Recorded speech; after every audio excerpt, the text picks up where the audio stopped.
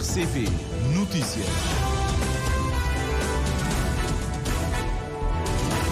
Sete da manhã em Cabo Verde. Vamos então para as notícias no primeiro jornal, a abrir naturalmente os destaques da edição.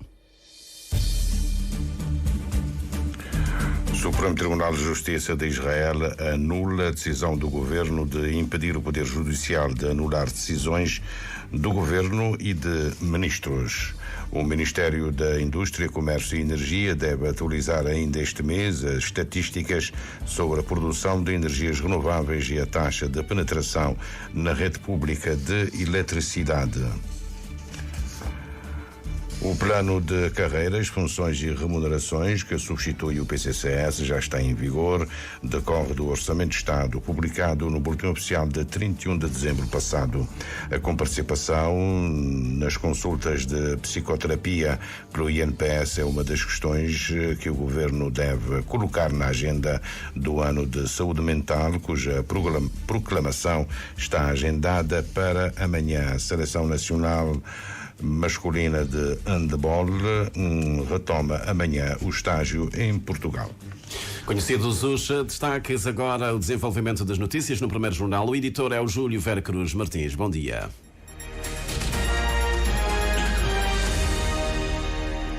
Votos renovados do Bom Dia. Ucrânia e em particular a capital Kiev é alvo de mais de 10 bombardeamentos da Rússia. Há vários bairros sem energia elétrica. É a resposta da Rússia ao ataque com mísseis na sexta-feira passada e que provocou 40 mortos. O presidente ucraniano Zelensky já fez saber que a indústria bélica ucraniana está em desenvolvimento, já tem prontos mais de 1 milhão de armamentos diversos. O governo israelita muda de estratégia, manda para casa parte dos mais de 200 mil reservistas, com a justificação de que é preciso agitar a economia do país. Contudo, os bombardeamentos à faixa de Gaza continuam, mas com resposta do Hamas, nomeadamente na passagem de ano. A nível interno, o governo sofre um golpe inesperado proveniente do Poder Judicial, um dossiê que muitos consideraram esquecido.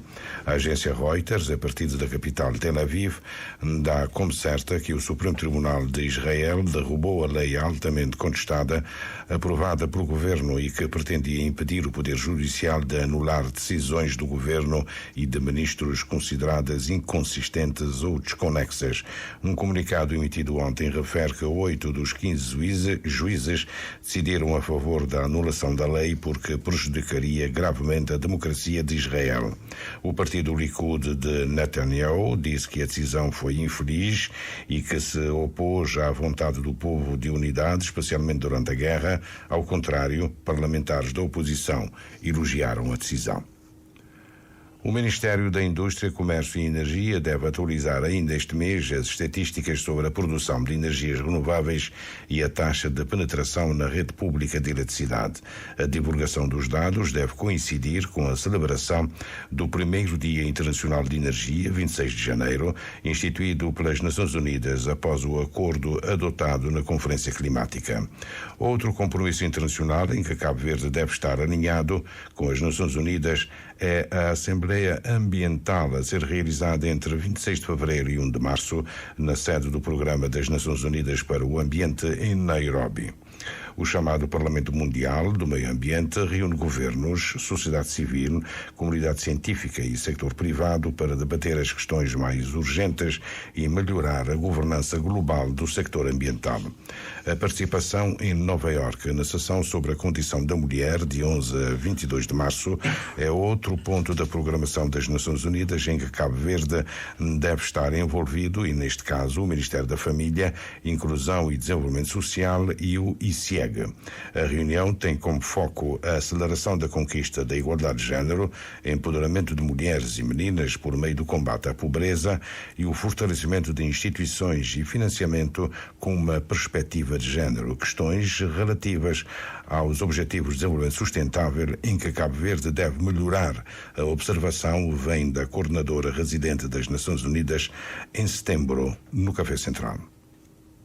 Persistem desafios que eu acho que precisa ser olhado com mais atenção. E há muitos desafios, como, por exemplo, a questão de gênero, né? Se avançou em termos de escolaridade, tanto de homens como mulheres, rapazes e raparigas. Tem um tema aí também de, por exemplo, acesso ao mercado de trabalho.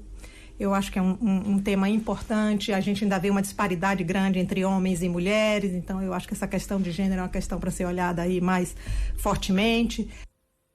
O governo e, em particular, a diplomacia deve dar particular atenção à Conferência dos Pequenos Estados Insulares em Desenvolvimento, que tem lugar de 27 a 30 de maio, em Antígua e Barbuda. O empenho de Cabo Verde resulta, aliás, da realização na cidade da Praia, em finais de agosto, da Conferência Intergovernamental com a missão de adotar uma posição comum sobre o índice de vulnerabilidade multidimensional. Esse índice é fundamental. Por quê? Porque vai mostrar justamente as particularidades dos pequenos estados insulares dentro desse grande tema que é o impacto das mudanças climáticas nos países, mas não só. Também o acesso a financiamento concessional, ao apoio e toda a discussão que se tem em termos de juros, por exemplo, juros que se dão aos países, né? Em termos de crédito, quando vai acessar o crédito, tem juros maiores que outros países já desenvolvidos, né? Então, tudo isso, eu acho que todas essas questões estão em discussão. Há agora esse momento político, vamos dizer assim, dos CIDs, de se colocar como um bloco unido, um bloco que vai levar para a discussão já o desenvolvimento de uma agenda para os próximos 10 anos, para que tenhamos justamente, não só do ponto de vista financeiro, uma mediação mais justa de recursos no mundo. A meta de novos modelos de financiamento é um ponto de convergência entre o Governo e o Presidente da República, José Maria Neves. Temos, por exemplo, os elevados custos de infraestruturação, a reduzir a capacidade de autofinanciamento, a reduzir a capacidade de endividamento, os custos logísticos que são elevadíssimos, problemas que se referem à ligação entre as diferentes ilhas, os elevados custos dos transportes aéreos e marítimos, ou seja, constrangimentos que acabam por restringir o processo de desenvolvimento dos pequenos estados insulares e, portanto, é bom que, juntamente com os organismos internacionais e com o sistema das Nações Unidas, encontrarmos mecanismos e critérios próprios, específicos para o desenvolvimento dos pequenos estados insulares. O primeiro-ministro Ulisses Correia Silva defende que o financiamento ao desenvolvimento dos pequenos estados insulares deve estar indexado mais ao valor económico e social e menos ao investimento e rendimento per capita. As condições de financiamento não devem conduzir ao espiral de endividamento insustentável, porque bloqueia o processo de desenvolvimento.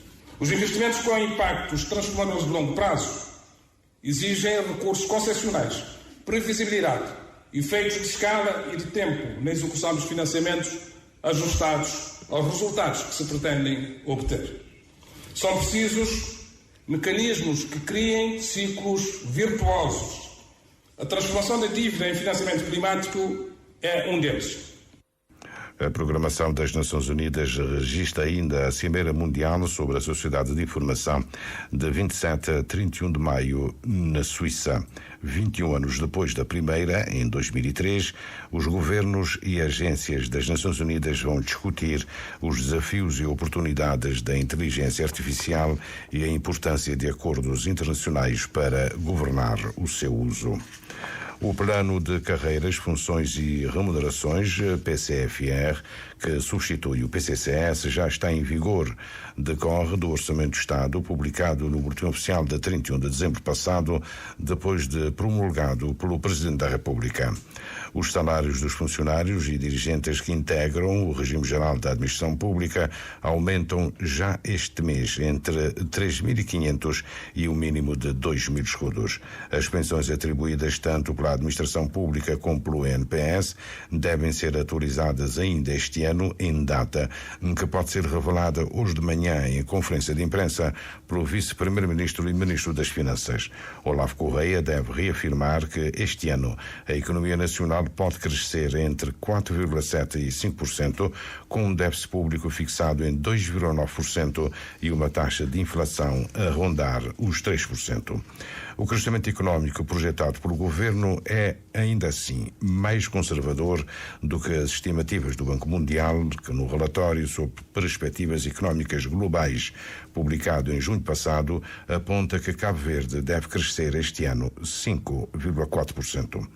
A implementação do Fundo Mais, que visa a eliminação da pobreza extrema até 2026, deve também fazer parte da conferência de imprensa que Olavo Correia concede hoje de manhã.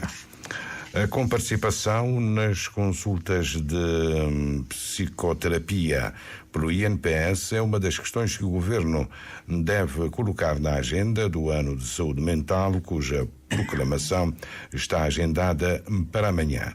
A ideia é defendida pelo diretor do Centro de Atendimento Psicológico. Jacob Vicente considera que a comparticipação do INPS é, aliás, fundamental.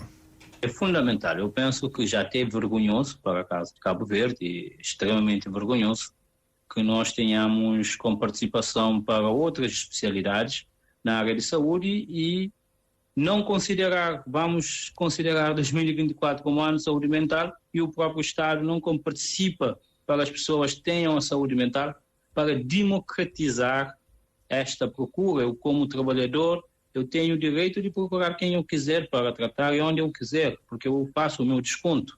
Assim como temos, por exemplo, 30 sessões de fisioterapias, por que não podes ter 30 sessões patrocinadas pelo INPS para fazer as suas sessões de psicoterapia? De resto, Jacob Vicente acolhe com satisfação a decisão anunciada pela Ministra da Saúde sexta-feira passada a propósito da remodelação da psiquiatria da Praia. Filomena Gonçalves confirma que as obras vão ser retomadas, mas clarifica que o objetivo do Governo é construir o alinhamento com as recomendações da OMS no que respeita à saúde mental. As orientações, as recomendações da Organização Mundial de Saúde é para que não existam hospitais psiquiátricos. As orientações são para que dentro das estruturas hospitalares que existam alas psiquiátricas. Por quê? Porque os doentes psiquiátricos devem estar inseridos na comunidade. Os doentes psiquiátricos devem ter um acompanhamento permanente das estruturas de saúde de cuidados primários. E os hospitais centrais, tendo ou terão as alas psiquiátricas, quando houver necessidade, sim, para compensação dos doentes que carecerem. O diretor do Gabinete do Centro de Atendimento Psicológico concorda com a visão de Filomena Gonçalves, mas propõe a abordagem da saúde mental comunitária. O Centro de Atendimento Psicológico tem estado a trabalhar, a conversar com os líderes das associações comunitárias de Cabo Verde, neste sentido. Consiste basicamente em criarmos uma rede em que as pessoas são capacitadas nas suas comunidades, através das associações comunitárias, para fazermos as intervenções primárias na área da saúde mental, ensinar as pessoas a fazerem as intervenções, a prestar os primeiros socorros psicológicos na própria comunidade. Estas pessoas serão capazes de fazer filtragem. Através deste filtro, os que vão chegar ao centro de saúde para o médico, um clínico geral, ou os psicólogos, já são pessoas que já têm algum filtro na própria comunidade, e depois os médicos, os psicólogos do centro de saúde serão capazes de fazer o filtro daqueles que podem avançar para o serviço de psiquiatria. Jacob Vicente defende que a construção de alas psiquiátricas em todas as cadeias centrais do país deve ser outra questão em equacionamento no quadro da programação associada ao Ano da Saúde Mental, que deve ser institucionalizado ainda hoje por resolução do Conselho de Ministros, uma questão à qual regressaremos mais à frente no outro olhar às 7h40. A Seleção Nacional Masculina de Handebol realiza esta semana um jogo-treino com a congênere de Angola de preparação para o Campeonato Africano de 17 a 27 de janeiro no Egito. A informação é confirmada pelo selecionador Jorge Rito em entrevista à Rádio de Cabo Verde. Nesta semana, como estava a dizer, nós temos 2 jogos de treino programados. Temos um jogo já na quinta-feira, dia 4, com Angola. E temos outro jogo de treino no sábado, dia 6, com outra equipa aqui da Zona Centro. E depois, na derradeira semana que iremos fazer aqui em Portugal, o estágio será em Lisboa. E nessa última semana, digamos assim, antes de viajar para o Egito, temos um jogo de treino marcado com o Belenenses, embora eu ainda esteja à procura de mais 1 ou 2 jogos para fazer nessa semana. Depois de uma pausa de 2 dias, a Seleção Nacional Masculina de Handebol retoma amanhã o estágio em Portugal. As autoridades marroquinas confirmam em um comunicado emitido ontem ter interceptado 1.110 migrantes de várias nacionalidades, marroquinos, argelinos, tunisinos e iemenitas, e que pretendiam ir para a Espanha. O comunicado do Estado-Maior das Forças Reais de Marrocos, das Forças Armadas Reais de Marrocos, esclarece que foram realizadas várias operações em localidades do norte do país, próximas das cidades espanholas de Ceuta e Melilla.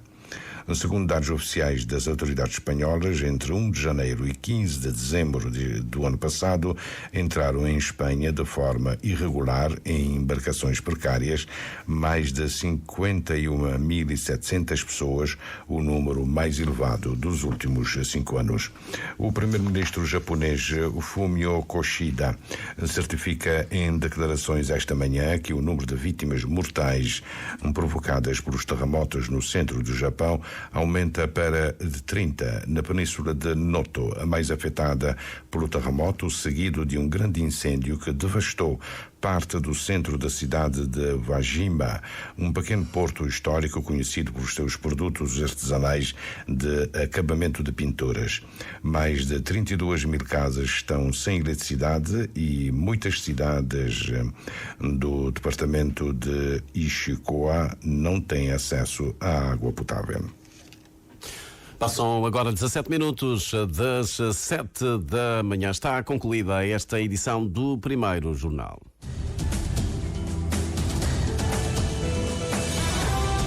Mais informações em www.rtc.cv e na aplicação RTC Mobile. RCV, o rigor da notícia e o melhor da informação a cada hora.